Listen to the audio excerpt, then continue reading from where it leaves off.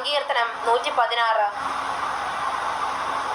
യഹോവ എൻ്റെ പ്രാർത്ഥനയും യാചനകളും കേട്ടതുകൊണ്ട് ഞാൻ അവനെ സ്നേഹിക്കുന്നു.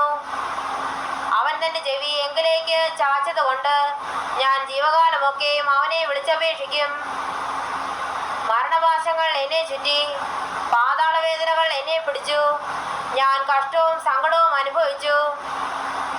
അയ്യോ യഹോവേ, എൻ്റെ പ്രാണനെ രക്ഷിക്കണമേ എന്ന് ഞാൻ യഹോവയുടെ നാമം വിളിച്ചപേക്ഷിച്ചു.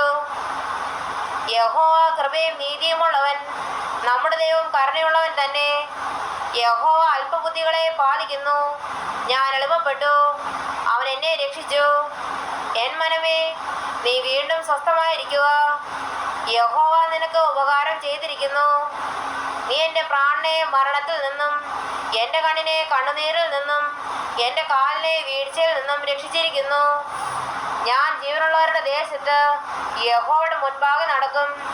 ഞാൻ വലിയ കഷ്ടതയിലായി എന്ന് പറഞ്ഞപ്പോൾ ഞാൻ വിശ്വസിച്ചു.